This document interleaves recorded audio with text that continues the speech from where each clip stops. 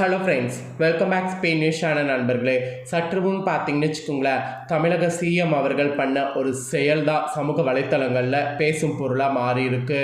அதாவது மேடையில் பேசிகிட்டு இருந்தவர் திடீரென சட்டனை யார்கிட்டையும் சொல்லாமல் மேடையிலேருந்து கீழே இறங்கியிருக்கிறாரு.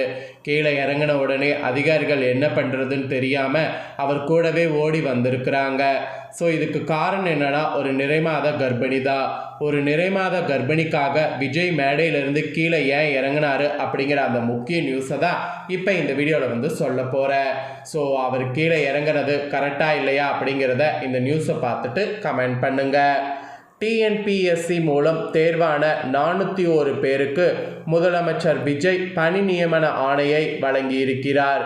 குறிப்பாக இதில் நிறைமாத கர்ப்பிணியான அக்ஷயலட்சுமிக்கு பார்த்தீங்கன்னு வச்சுக்கோங்களேன் வழங்கப்பட்டு இருக்கு. நிறைமாத கர்ப்பிணியான இவருக்கு முதலமைச்சர் விஜய் என்ன பண்ணார்னா, மேடையிலிருந்து கீழே இறங்கி சென்று அந்த பெண்ணுக்கு டைரக்டாக பணி ஆணையை வழங்கியிருக்கிறார். ஆக்சுவலி டிஎன்பிசி மூலம் தேர்வான 383 உதவி பொறியாளர்கள், 18 உதவி கணக்கு அலுவலர்களுக்கு முதலமைச்சர் விஜய் பணி ஆணைகளை வழங்கியிருக்கிறார். இதன் மூலம் மின்வாரியம் புது பொலிவு பெறும் என்றும் மின்வெட்டு பிரச்சனைகளுக்கு விரைவில் தீர்வு காணப்படும் என்றும் சொல்லப்பட்டு இருக்கு.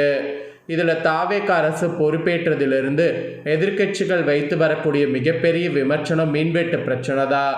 இதற்கு முன்னர் சென்னையில் அடிக்கடி பவர் கட் இருக்காது. அப்படியே கட்டானாலும் அடுத்த 10வது நிமிடத்தில் கரண்ட் வந்துவிடும். புயல் வெள்ளம் காலங்களில் தான் மின்வெட்டு தீவிரமாக இருக்கும். ஆனால் இப்போ தாவேக ஆட்சி பொறுப்புக்கு வந்ததிலிருந்து மின்வெட்டு பிரச்சனை தீவிரமாக மாறி இருக்கு.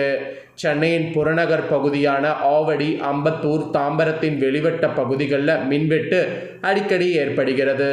இதன் காரணமாக மக்கள் ரோட்ல இறங்கி போராட்டத்தை நடத்தியிருந்தனர் என்பது குறிப்பிடத்தக்கது.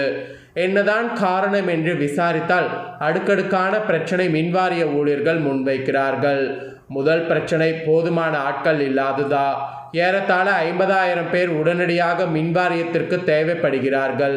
கடந்த ஆட்சியில் ஆட்கள் பற்றாக்குறை அப்படியே நிரப்பப்படாமல் இருந்திருக்கிறது. ஆட்கள் இல்லாததால் பராமரிப்பு பணிகள் மேற்கொள்ளப்படாமல் அப்படியே இருந்திருக்கிறது. இதுதான் முதல் பிரச்சனை என்பது தெரிய வந்திருக்கு. அதே போல தரமற்ற மின் உபகரணங்கள் கொள்முதல் செய்யப்பட்டதும் அடிக்கடி மின்வெட்டு ஏற்பட மிக முக்கியமான காரணமாக இருக்கிறது என்று ஊழியர்கள் கூறுறாங்க. இப்படி இருக்கையில் தான் பிரச்சனைகளை சரி செய்ய மின்வாரியத்துறையில் காலி பணியிடங்கள் வேகமாக நிரப்பப்பட்டு வருவது இப்போ ஏற்பாடு வந்துட்டுருக்கு. அதன் பிறகு ஒரு பகுதியாக தான் இன்னைக்கு மின்வாரியத்துறை அதிகாரிகளுக்கான பணி நியமன ஆணை வழங்கப்பட்டு இருக்கு. ஸோ விரைவில் மற்ற பணியிடங்களும் நிரப்பப்படும் என்று தெரிவிக்கப்பட்டிருக்கு. எது எப்படியோ கரண்ட் கட் ஆகாமல் இருந்தால் சரிதா என்று பொதுமக்கள் இப்போ கூறுறாங்க. ஸோ அதில் ஒரு கர்ப்பமாக இருக்கக்கூடிய நிறைமாத பெண்மணி மேலே அந்த இதை வாங்கிறதுக்கு பல்ல அந்த பெண்ணுக்கு கீழேயே கொடுக்கணும் அப்படிங்கிற மாதிரி சிஎம் விஜய் அவர்கள் கீழே இறங்கி ஓடோடி கர்ப்பிணி பெண்ணுக்கு கொடுத்துருக்கிறாரு. அந்த கர்ப்பிணி பெண்ணும் இவ்வளோ ஒரு பாசமான முதலமைச்சரா அப்படிங்கிற மாதிரி வியந்து பார்த்துருக்குறாங்க. இது அங்கிருந்த எல்லாத்தையுமே நெகிழ்ச்சி அடைய செய்திருக்கு. இது நிறைய பேர் என்ன சொல்கிறாங்கன்னா, இது சும்மா ஒரு இதுக்காக பண்ணுறாங்க அப்படிங்கிற மாதிரி. ஆனால் அங்கே இருக்கக்கூடிய எல்லாருமே என்ன சொல்கிறாங்கன்னா, அப்படிலாம் இல்லை, அவர் உண்மையாக தான் பண்ணாங்க அப்படின்ட்டு. ஸோ இந்த விஷயந்தான் இப்போ சமூக வலைத்தளங்களில் வெளியாகி வைரலாக பரவிட்டுருக்கு. ஸோ நிறைமாத கர்ப்பிணிக்கு சர்ப்ரைஸ் செய்த விஜயுடைய இந்த செயல் பற்றி உங்களுடைய கருத்து என்ன அப்படிங்கிறத கமெண்ட் பண்ணுங்கள். அவர் இந்த மாதிரியெல்லாம் பண்ணுவது கண்டிப்பாக பார்த்தீங்கன்னு வச்சுக்கோங்களேன் ஒரு சூப்பரான விஷயம் அப்படிங்கிற மாதிரி குறிப்பிடப்படுது. ஸோ இதை பற்றி உங்களுடைய கருத்து என்னங்கிறத கமெண்ட் பண்ணுங்கள்.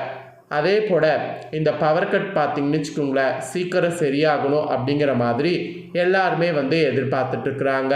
ஸோ இந்த பவர் கட் எப்போ சரியாகும் அப்படிங்கிறது கண்டிப்பாக பார்த்தீங்கன்னு வச்சுக்கோங்களேன் இனி வரக்கூடிய நாட்களில் தெரிய வரும். அதே போல் நெல் விவசாயிகளுக்கு சலுகைகள் வழங்கப்பட இருப்பதாக அரசாங்கம் ஒரு புதிய தகவல்களை வெளியிட்டிருக்கு.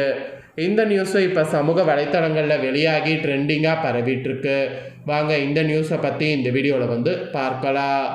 நெல் சந்தைப்படுத்துதல் சபையினால் நெல்லின் கொள்முதல் விலையை அதிகரிப்பதை விட நெல் விவசாயிகளுக்கு வழங்கப்படக்கூடிய சலுகைகளை அதிகரிக்கலாம் அப்படிங்கிற மாதிரி அதில் அரசாங்கம் கவனம் செலுத்த வாய்ப்புள்ளதாக தாள்கள் தற்போது கசிந்திருக்கு. குறித்த விடயத்தை விவசாய அமைச்சர் கேடி லால் கந்தா பார்த்தீங்கன்னு வச்சுக்கோங்களேன் நாடாளுமன்றத்தில் தெரிவித்துள்ளார். நெல் சந்தைப்படுத்துதல் சபை விவசாயிகளுக்கு வழங்கக்கூடிய விலையை அதிகரிக்கிறதை விட ஆலை உரிமையாளர்கள் அரிசியின் சில்லறை விலையை அதிகரிக்க திட்டமிட்டிருப்பதாகவோ அமைச்சர் அதில் குறிப்பிட்டிருக்கிறார். இந்த நிலையில் அரசாங்கம் நுகர்வோரை பாதுகாக்க வேண்டியுள்ளதால் நெல் விவசாயிகளுக்கு பல்வேறு சலுகைகளை வழங்கினால் மட்டுமே கவனம் பார்த்தீங்கன்னு வச்சுக்கோங்களேன் குறைவதற்கு வாய்ப்பு இருக்குது. அதாவது நெல்லுடைய விவசாயிகளுக்கு பல்வேறு சலுகைகளை வழங்கினா அவங்க பார்த்தீங்கன்னு வச்சுக்கோங்களேன் விலையை குறைக்கிறதுக்கு வாய்ப்பு இருக்குது. அதில் கவனம் செலுத்தணும் அப்படிங்கிற மாதிரி வலியுறுத்தப்பட்டிருக்கு. இதன்படி நெல்லின் கொள்முதல் விலையை அதிகரிப்பது சாத்தியமான ஒன்றாக இருக்காது என்பதையும் அமைச்சர் லால்காந்தா கூறியுள்ளார். ஸோ இந்த ஒரு விஷயமும் இப்போ சமூக வலைத்தளங்களில் வெளியாகி வைரலாக பரவிட்டுருக்கு.